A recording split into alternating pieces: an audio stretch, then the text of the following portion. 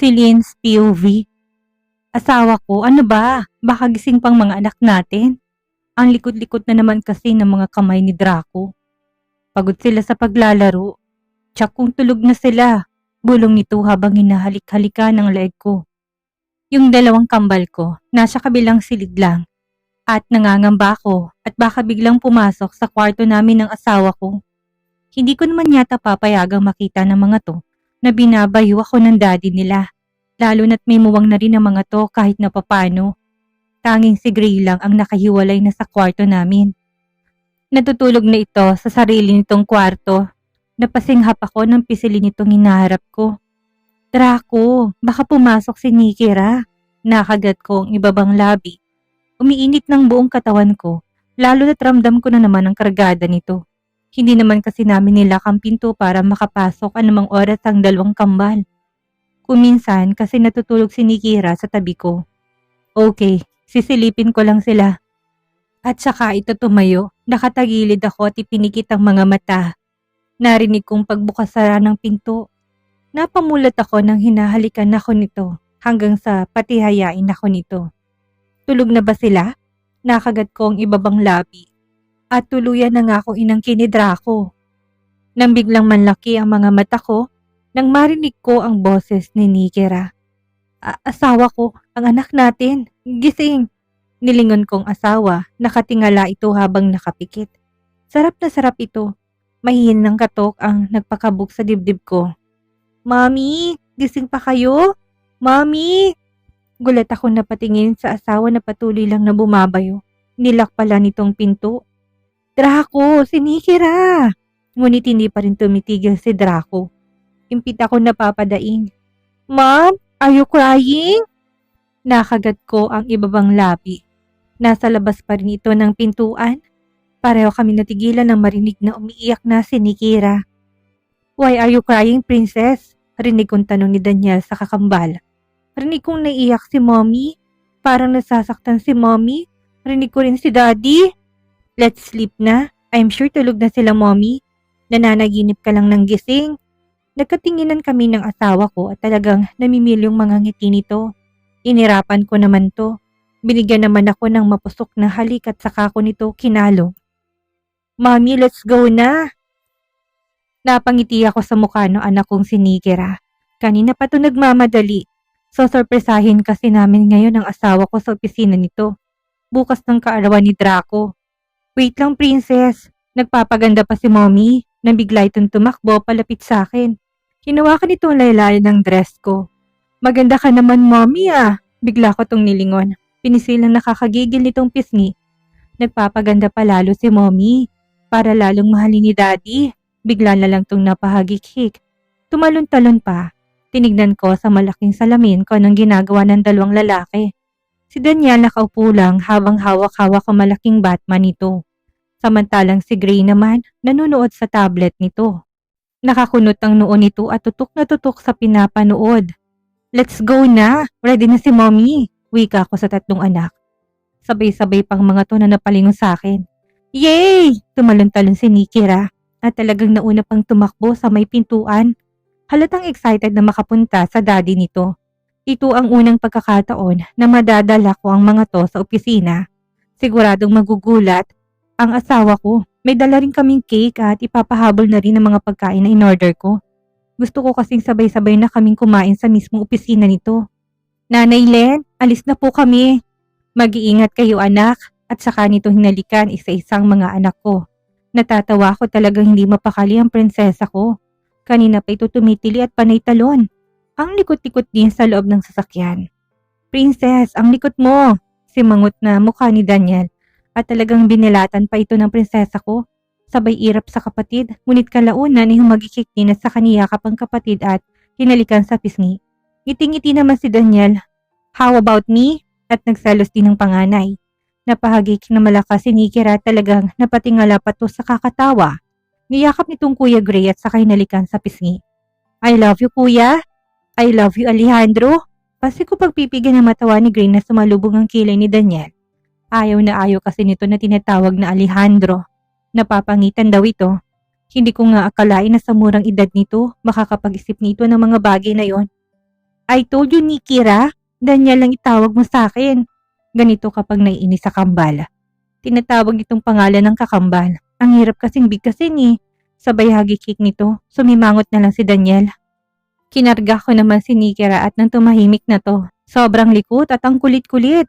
Mommy, kailan ulit pupunta sila Tita Rita? Tanong ni Gray. Why anak, namimiss mo na ba si Sofia? Hindi to nakakibo. Kumibot ang labi nito. Pupunta sila this Sunday. Pansin kong pagkislap ng mga mata nito. Kasama sila Sofia at Sophie? Akmang magsasalita ako na may maisip akong kapilihan. Si Sofia lang yatang may isasama anak. Nagsalubong biglang kilay nito. How about Sophie? Bakit hindi siya makakasama? Tumikim ako. Hindi ba nga, hindi naman talaga siya nakikipaglaro sa inyo? Kaya, pero kahit na, dapat sumama siya. Nandito naman sila Princess and Daniel. Bigla ako napangiti. Hindi ba, hindi naman kayo close ni Sophie? Bakit parang, because I want to see her? Gusto kong lagi siyang nakikita kahit hindi siya nakikipaglaro sa akin. Kahit na halos ayaw niyang makipag-usap sa akin. Nakagat kong ibabang labi. Kinikilig ako sa hindi malamang dahilan. Pakiramdam ko, nagbibinata ng anak ko. Magsasalita sana ako nang bigla na lang sumingit ang prinsesa. Kasi kuya, lagi na lang si Sophie ang nasa tabi mo. Kaya siguro ayaw na makipaglapit sa'yo ni Sophie. At alam niya na mas mahal mo si Sofia. Napaawang naman ang mga labi ko, nalalaki ang mga mata. Napansin yun ng prinsesa ko. At talagang naisip niyang mga bagay na yun. Pansin ko na natigilan ng anak kong si Gray. It's not true, biglang wika nito. It's true, laging nasa tabi mo si Sofia eh. Halos ayaw nang lumayo sa'yo. At talagang humaba pang huso ng prinsesa ko. Gusto ko tuloy mapahagalpak ng tawa. Totoo nga na siyang lagi kong nakakasama. But doesn't mean na mas mahal ko siya kaysa kay Sophie. Nagulat ako nang humarap si Nikira sa kuya nito. Sige nga, tell me kuya, paano mo nasabing mga yan? Hindi mo naman nakakalaro si Sophie. Paano mo na itatanggi na mas mahal mo si Sofia? Nagsalubong ang kilay ng anak ko, ngunit natulala ito't mukhang malalim ang iniisip. Si Sofia man ang nakakasama at nakakalaro ko, pero ang puso ko, si Sophie ang pinapangarap kong makalaro at makasama. Sadyang ayaw niya lang. Pero kahit na ganun, hindi ko kayang sabihin na mas mahal ko si Sofia kaysa kay Sophie. Dahil mas hinahanap ko si Sophie. Makita ko lang siya, masaya na ako. Kahit kasama ko si Sofia, kapag hindi ko nakikita si Sophie, malungkot ako. Laglag pa nga ako napatulala sa panganay na anak. Ang lalim ng hugot ito ah. Hindi ko maintindihan. Biglang napahikap ang prinsesa ko. Basta, love ko si Sofia. Pero mas love ko si Sophie. Pabulong na bigkas ito na talagang kinangiti ko ng todo. Parang may kiti-kiti sa tiyan ko. Rivas Company. Daddy!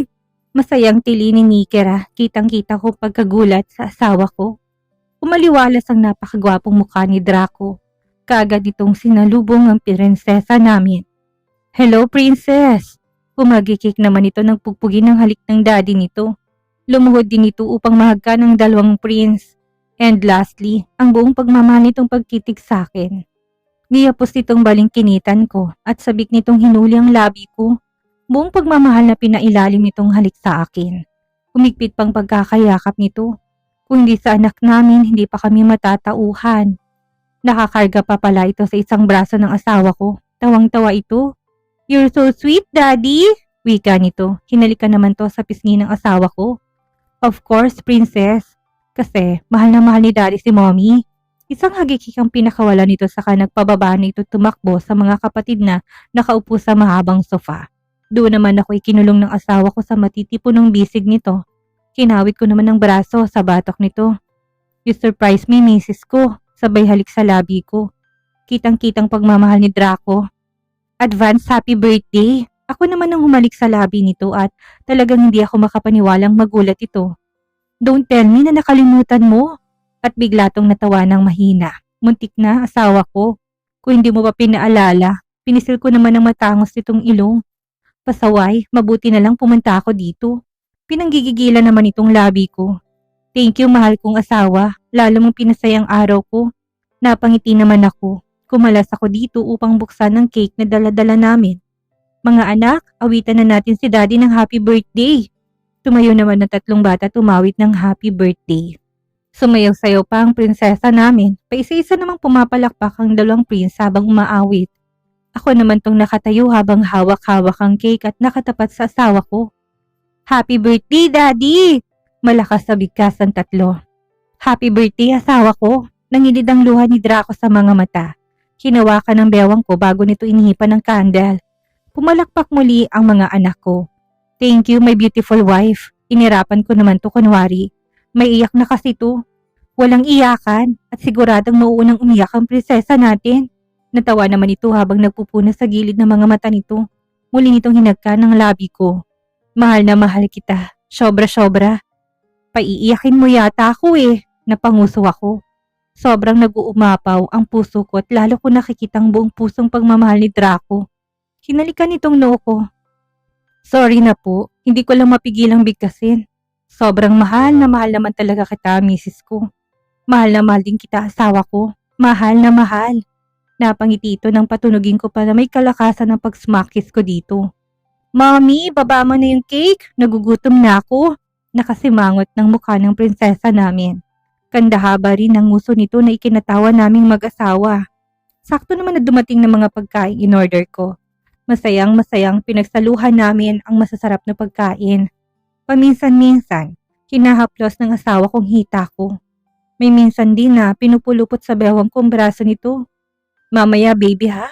Napalingon ako sa asawa. Anong mamaya asawa ko? Nanilo mga labi nito. Birthday ko naman bukas. Baka pwedeng pa-advance na. Nagugulahan ako na patitik sa asawa. Anong advance ang tinutukoy nito? Nang ilapit itong bibig sa punong tenga ko. Papasukin kita mamayang gabi. Sayawan mo ko ha? Paligayahin mo si mister. Birthday ko naman. Namulang buong mukha ko. Bigla ko tulitong kinurot sa tagilirang kinatawa nito. Hinuli ni Draco ang kamay ko at hinalikan. Nang sabay kaming mapalingon at sa amin na pala nakatitig ang tatlong anak namin. Napahinto din sila sa pagkain. Nang bigla silang magsitinginan at magtawanan. Para kaming mga tanga na nagsitawanan. Napuno ng hagikik at halakhakang buong silid. Wala na akong mahihiling pa. Masayang pamilya at matatag na pagsasama. Niyakap ako ng asawa ko at hinalikan sa gilid ng ulo ko. Wala na ako mahihiling pa. Bulong ni Draco sa akin. Sinandig ko naman ang ulo ko sa matikas itong dibdib. Pinikit kong mga mata. Sobrang sarap sa pakiramdam na ganito kasayang pagsasama namin. Punong-puno ng pagmamahalan. Hanggang sa naramdaman kong paghalik ni Draco sa tuktok ng ulo ko. Hindi ko man nakamulatan at nakasamang totoong mga magulang ko. Hindi man ako nakaramdam ng pagmamahal ng magulang sa pagkalaki ko. Pero lahat ng yun ay pinuna ni Draco. Lahat ng pagmamahal, sobra-sobra pang pinaramdam niya sa akin. Kaya ginagawa kong lahat para maging mabuting asawa kay Draco at mabuting ina sa mga anak namin. At dito na po nagtatapos ang kabanata ng ating kwento. At sana'y muli niyo po akong samahan sa mga susunod pang kabanata. Maraming salamat po at keep safe everyone.